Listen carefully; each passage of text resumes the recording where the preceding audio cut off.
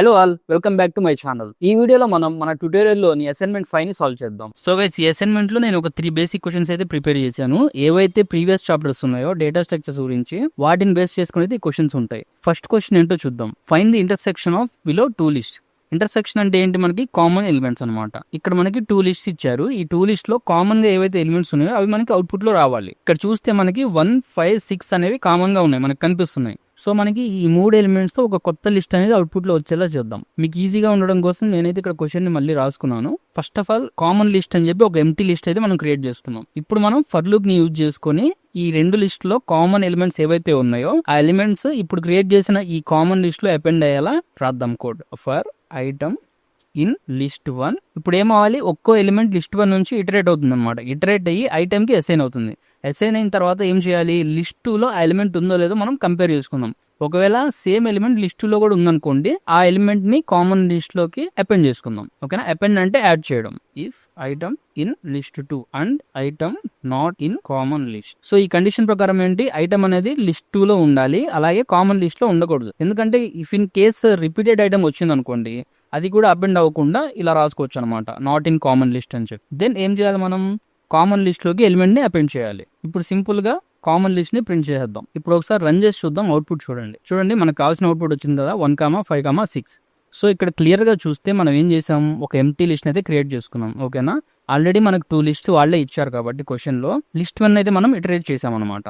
ఎలా ఇటరేట్ చేసాం? For loop use చేసుకొని. ఓకే, ఫర్ లూప్ ఎలా రాసాం? For item in list 1. ఆ ఐటమ్ అనేది ఎవ్రీ టైమ్ లిస్ట్ 2లో ఉన్న ఎలిమెంట్స్ తో కంపేర్ చేసుకుంటుంది. దానికోసం if item in list 2 and item not in common list. Common list అనేది బై డిఫాల్ట్ గా ఎంటీ ఉంటుంది, కానీ ఒక్కో ఎలిమెంట్ యాడ్ అయ్యే కొద్దీ ఎలిమెంట్స్ అందులో ఉంటాయి. ఆ ఎలిమెంట్స్ అనేవి రిపీట్ అవ్వకూడదని చెప్పి నేను ఆ ఎలిమెంట్ అనేది కామన్ లిస్ట్ లో లేనిది అయ్యి ఉండాలని చెప్పి. ఒకవేళ కామన్ లిస్ట్ లో ఐటమ్ ఉందనుకోండి, అపెండ్ అవ్వదు. తర్వాత ఏం చేసాం? సింపుల్ గా అపెండ్ మెథడ్ యూజ్ చేసి కామన్ లిస్ట్ డాట్ అపెండ్ అని రాసుకున్నాను. అపెండ్ లో లోపల ఐటమ్ అంటే లిస్ట్ 1 లో ఏదైతే ఎలిమెంట్ ఉందో ఆ ఎలిమెంట్ ఎవ్రీ టైమ్ అసైన్ అవుతుంది కదా, అది అపెండ్ అవుతుంది. క్లియర్ కదా? ఇప్పుడు నెక్స్ట్ క్వశ్చన్ ఏంటో చూద్దాం. సో సెకండ్ క్వశ్చన్ వచ్చేసి find index of an element in a tuple. So ఇక్కడ ఏమంటున్నారంటే ఒక టపుల్ తీసుకోవాలి. ఆ టపుల్ లో డిఫరెంట్ ఎలిమెంట్స్ ఉంటాయి కదా, ఆ ఎలిమెంట్ యొక్క ఇండెక్స్ నెంబర్ అనేది మనకు అవుట్పుట్ అవ్వాలన్నమాట. అది ఎలాగనేది ఇప్పుడు VS కోడ్ లో చూద్దాం. సో ముందుగా మనకి ఒక టపుల్ కావాలి. దానికోసం నేను క్రియేట్ చేసుకుంటాను.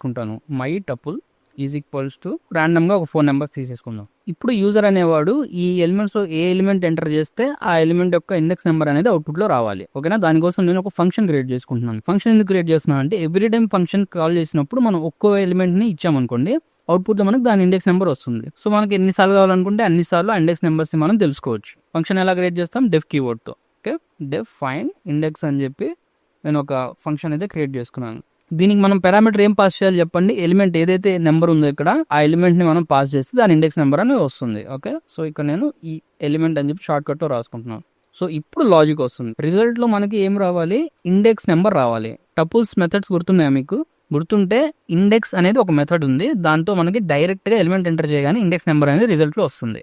My tuple dot index of మనం ఏదైతే ఎలిమెంట్ ఎంటర్ చేసామో ఆ ఎలిమెంట్ ని మనం ఇక్కడ ప్లేస్ చేసుకోవాలన్నమాట. సింపుల్ గా రిటర్న్ రిజల్ట్. అయితే ఇక్కడ మనం ఎంటర్ చేసిన ఎలిమెంట్ అనేది టపుల్లో ఉంటేనే ఇండెక్స్ నెంబర్ రావాలి. ఒకవేళ మనం టపుల్లో లేని ఎలిమెంట్ ఎంటర్ చేసాం అనుకోండి, దానికి కూడా ఏదో ఒక అవుట్పుట్ రావాలి కదా. అలా అవుట్పుట్ రాకుండా ఉంటే ఎర్రర్ వస్తుంది. దానికోసం నేను ఏం చేస్తున్నాను అంటే if element in my tuple. So element అనేది మై టపుల్లో ఉంటేనే ఆ రిజల్ట్ అనేది మనకి ఇండెక్స్ నెంబర్ అనేది ఇవ్వాలి. లేదు అంటే 0 అనేది అవుట్పుట్ వస్తుంది. ఓకేనా? ర్యాండమ్ గా ఒక అవుట్పుట్ ఏదో ఒకటి రావాలి కాబట్టి 0 ఇచ్చాను. ఇప్పుడు మనం ఫంక్షన్ ని కాల్ చేసుకుందాం డైరెక్ట్ గా ప్రింట్ స్టేట్మెంట్ లో. సో ఇక్కడ ఫైండ్ ఇండెక్స్ అనే ఫంక్షన్ ని నేను కాల్ చేస్తున్నాను. కాల్ చేసినప్పుడు ఇక్కడ పారామీటర్ పాస్ చేయాలి. ఆ పారామీటర్ ఏంటి? ఎలిమెంట్. సో ఇక్కడ నాకు 4 ఎలిమెంట్స్ ఉన్నాయి టపుల్లో. ఈ 4 ఎలిమెంట్స్ లో నాకు ఫస్ట్ 2 ఉంది కదా, దాని ఇండెక్స్ నెంబర్ నాకు కావాలి. దాని ఇండెక్స్ నెంబర్ నాకు కావాలంటే జస్ట్ ఇక్కడ నేను 2 ఇస్తాను అనమాట. సో ఇప్పుడు అవుట్పుట్ చూడండి. ఇక్కడ 2 ఇండెక్స్ నెంబర్ ఎంత? మనకి 0 నుంచి స్టార్ట్ అవుతుంది కాబట్టి 2 index number 0, 5 index number 1, 9 index number 2, 6 index number 3. చూడండి 0. ఇక్కడ మనం 2 ఇచ్చాం కాబట్టి దాని ఇండెక్స్ నెంబర్ అవుట్పుట్ వచ్చింది. ఇఫ్ ఇన్ కేస్ మనం 5 ఇచ్చామనుకోండి, దాని ఇండెక్స్ నెంబర్ 1 మనకి అవుట్పుట్ వస్తుంది. చూడండి 1 అనేది అవుట్పుట్ వచ్చింది. క్లియర్ కదా? నెక్స్ట్ క్వశ్చన్ చూద్దాం. Right A Python script to concatenate the following dictionaries to create a new one. So మనకి ఇక్కడ 3 డిక్షనరీస్ అయితే ఇచ్చారు, 3 డిఫరెంట్ డిక్షనరీస్. ఈ డిక్షనరీస్ అన్ని కలిపి ఒక కామన్ డిక్షనరీగా అవుట్పుట్ రావాలి. ఓకేనా? సో ఇక్కడ దీని పర్పస్ చూస్తే 3 డిక్షనరీస్ ఉన్నాయి. 3 డిక్షనరీస్ లో కూడా ఒక పర్సన్ డీటెయిల్స్ ఉన్నాయి అనమాట. సో మనకి 3 డిక్షనరీస్ అవసరం లేదు కదా ఒక పర్సన్ డీటెయిల్స్ కి. అందుకని ఆ డీటెయిల్స్ అన్ని కలిపి ఒక సింగిల్ డిక్షనరీ అనేది క్రియేట్ చేద్దాం. ఓకేనా?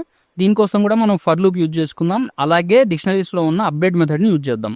సో ఈ 3 డిక్షనరీస్ ఉన్నాయి, అలాగే ఒక ఎంటీ డిక్షనరీ అనేది క్రియేట్ చేద్దాం. దానికి కామన్ డిక్షనరీ అని నేమ్ ఇచ్చేస్తాం. ఎంటీ కర్లీ బ్రేసెస్ రాస్తే మనకి ఎంటీ డిక్షనరీ అనేది క్రియేట్ అయిపోతుంది. తర్వాత ఫర్ ఐటమ్ ఇన్ 3 డిక్షనరీస్ ని ఒకేసారి రాసుకుంటున్నాను. అప్పుడు ఏం చేస్తుందంటే ఒక్కో డిక్షనరీని ఇటరేట్ చేసుకుంటుంది. ఇటరేట్ చేసుకొని ఈ కామన్ డిక్షనరీలో మనం అప్డేట్ చేస్తాం కదా, ఆ వాల్యూస్ అన్ని కలిపి ఒక కామన్ డిక్షనరీ అనేది క్రియేట్ అవుతుంది. ఇటరేట్ చేసిన తర్వాత ఒక్కో డిక్షనరీని మనం అప్డేట్ చేసుకుందాం కామన్ డిక్షనరీలోకి. సో ఇప్పుడు common dot update of item, అంతే. డైరెక్ట్ గా ఇప్పుడు మనం కామన్ డిక్షనరీని ప్రింట్ చేసుకుందాం. సో ఇప్పుడు ఒకసారి రన్ చేస్తాను, అవుట్పుట్ చూడండి మీరు ఏమొస్తుందో.